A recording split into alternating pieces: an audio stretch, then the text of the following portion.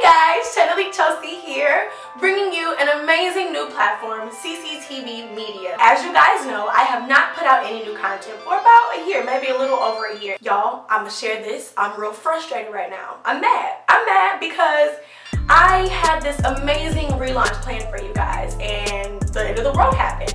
And you know what, instead of letting that kind of make me feel sad and down like I did for a while, I'm just gonna roll with it. I am not gonna let Corona stop my shine. So, right before the end of the world happened, I had the amazing opportunity to interview with the one and only Delaney George of Lane's Lens. Now, I don't know if you know her or if you've had the opportunity to work with her, but you want to get to know this chick. Check her out. Hi guys, I'm Delaney of Lane's Lens. I'm a photographer, director, and all-around creative. To learn more about me, stay tuned here on CCTV. Oh yeah, Chivo! Yes! So check that out, it's lit as fuck. Acting stupid, what's happening? Bitch, what's happening? I'm a savage, yeah. Classy, bougie. Cut. I'm just not even. Okay. So hello guys, thank you so much for tuning in to CCTV Media. I am here with, I gotta say, probably one of the most special guests I've ever had on the show, Miss Delaney George. A lot of you may know her as Lane's Lens. I just did a Google search, y'all. That's all I did. I did a Google search, and I'm sure you're probably gonna go do your research after you watch this video. Delaney is a photographer, a videographer, a producer. She's a writer, I found. I mean, you name it, this girl can make it happen. Take me back, bring me back to young Delaney. Oh man. What was that like? What was she like? What was she into? I know for sure. I can't really recall, but I know for sure I always had a camera in my hand. But I dove into like serious photography and just multimedia, I believe, when I was like around 14, and it actually stemmed from modeling. And then eventually I just realized I'm not the model for everything. So I would pick the locations, I would style myself, I would find my own makeup artist or do my own makeup. I would tell the photographer when we were gonna meet, the shot style that I wanted to be shot in. It just got to be a lot, but it was a lot that I was orchestrating for myself. But I actually like the process of doing all that. Like I'm the one with the concept. You just pulling up and shooting me. So it's like, why can't I use my ideas on other people?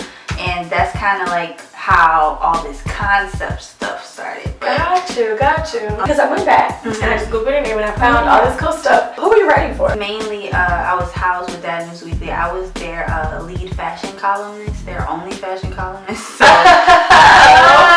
what do you think is going to be the fashion trend for spring 2020, summer 2020? What do you think? You know what I think is like really coming back that I'm like super excited for? What? You remember when girls in like maybe the early, like the late 90s, well, I feel like I know what you're going to say. What? Okay, What? It might be far-fetched, but like I feel like all of the stuff that used to be like connected by those little circles, like in between here and the altars and stuff. That reminds me of like Mariah Carey butterfly. Yes, like all that. Like, I see so much of that now. Tell me about your logo. My logo. All right. So my second home is LA.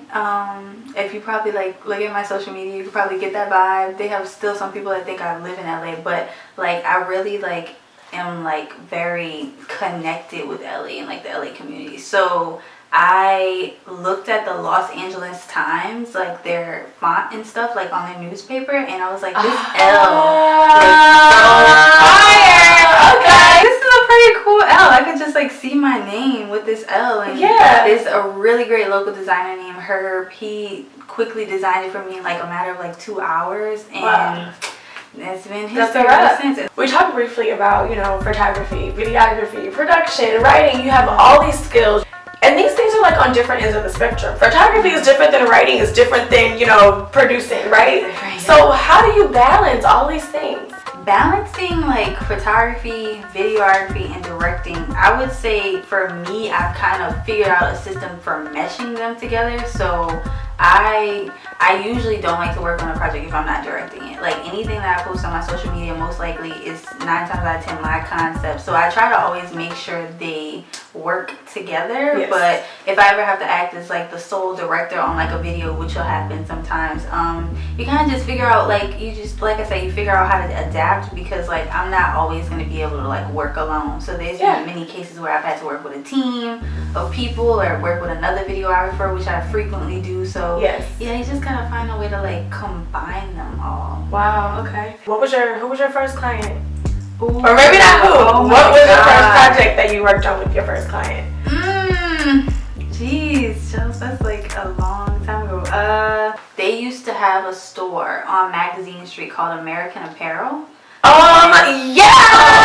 Okay, so wait, they were like legit one of my first clients. Her first client was American Apparel. Girl, I'm about to kick you off the stage. Bye, girl. So like American Apparel used to have like an American Apparel NOLA or something like that. So they're responsible for coming up with their own content for their specific stores. So I got contacted by one of their managers. He's actually one of my best friends now, but he was either in-house stylist at the time, where he was working or collaborating with them on something. He was like, I really would like you to shoot for this American Apparel shoot that I have. And I'm just like, okay, cool. And I'm just pulling up, like probably like, I don't know, like 17, 18 years old with my shitty Nikon camera, and we did a great job. That was like one of my first shoots. Oh my god. So you do photo shoots, right? Events, baby showers, anything, any kind of thing that I need, you could shoot it. Of course. Okay. Us millennials, we're all about doing our own business, representing our own brands. Right. Of course. So I'm sure you probably get a lot of people hitting you up like, hey, I need your help. I'm trying to brand my, do my thing, and I need some creative direction. Yeah, I get a lot of people. Most people actually just come and just like, hey, I need you to shoot this, but I have like no idea what I want to do. Let's say I got a last minute shoot and I just need something pulled together. What's your crisis policy? What's that? How long would it take? At least like an hour. Wow. Like an hour. But I keep like a catalog in my phone of all the locations I've shot at, or all the locations in the city I want to shoot at, and all over the U.S. So you have shot lists. Basically, yeah. Got you. With just locations, so that's never gonna be the issue. But so how do you like that?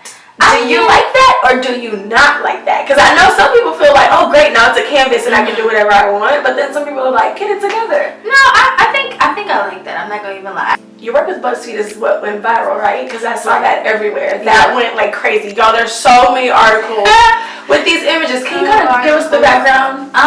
Okay, so my friend, I've been named Malika. She's a local makeup artist out here. She told me that she had a story to tell, and it was regarding domestic violence, and it was like really near and dear to her heart. We basically just like shot a story, like everything in the room kind of already looked like a home, even though it was a studio. So I was like, ooh, look at this vanity over here, it's really vintage, let's shoot them right there. And then like, let's shoot a scene on a couch as if it was the aftermath. And then the shots with his hand around her neck and stuff. Ebony came up with that idea actually, because she wrote on his hands like some of the words that like someone in a domestic violence relationship, the abuser, would actually say. Wow. So it was really powerful, and it was amazing at the time. It also was published on Glamour magazine, the New York Times. Dang, I forgot. So with one foul swoop, you were able to kind of like capture everybody. They all just like picked it up. They just started like nitpicking and picking it up. Like, yeah, we just kind of just had no idea how far it was going to go. What advice can you give to young entrepreneurs and, people that are trying to brand themselves and their own businesses? What advice do you have? To people who are trying to like start their own business, no matter what it is, even if it's like not the creative side, to always try to take care of the business angle of it first. So like, find out who your graphic designers are. Find out how you need to market yourself on social media. Do you need an LLC? Why do you need an LLC? Like, take care of the business aspect of it and think about that thoroughly before you just like dive into like whatever your venture is. Well, I feel like we had so much fun. We talked about all kind of crazy stuff. Thank you so much for coming on CCTV. Y'all are gonna be like, who is Delaney? You think you know a girl. You think you know a girl, you know nothing. Okay, 5, 4, 3, 2,